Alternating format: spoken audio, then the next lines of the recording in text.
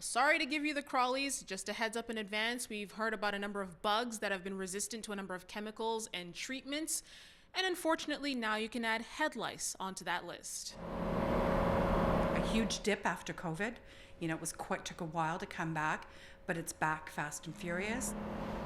The tiny bugs never left, but there's a jump in cases that even experts are scratching their heads on. We're seeing an crazy uptick in cases. We really don't know what to attribute it to now. There's been some changes in the school policies on allowing kids to stay with lice, more travel. There are countries that live with lice. We're not really sure what it is. Head lice are little insects that live on the scalp. There they lay eggs, and that's where, of course, it multiplies. There are 3 stages to its life. The adult is the one that lays the eggs and can live on a person's head for several days. Once the female is impregnated, she's pregnant her entire life. Yeah. And unfortunately, some over-the-counter treatments aren't as effective anymore. A lot of the newer versions are coming out with just non-toxic, but it's just not working. The wingless insects spread easily, moving around where people are in close contact. They don't discriminate when it comes to where and who they like to go to.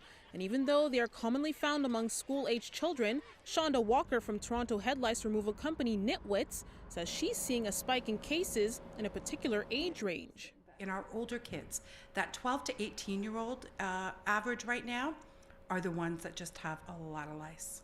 Super lice are said to have been around for a few years now, and even though some may be more resistant to some of the ingredients used to slow them down, the age-old methods of removing them remains the same. It's all about removal. You've just got to get it out. We use a non-toxic enzyme that goes in the hair.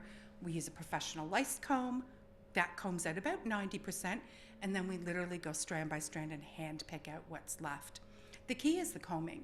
And experts also want people to know that you won't necessarily know that you have the tiny bugs just because you're feeling a little itchy. Lice is not dirty. Doesn't matter. You have hair, you have blood, you can catch lice. We say in here, if you can catch the common cold, you can catch lice.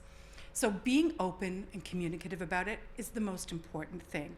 Now, we reached out to both the Toronto District and the Toronto Catholic School Boards to see if they've had any cases of super lice. They say they haven't, but some general advice to take away for parents: if you have any children that are found to have head lice, best to keep them at home until they've been treated.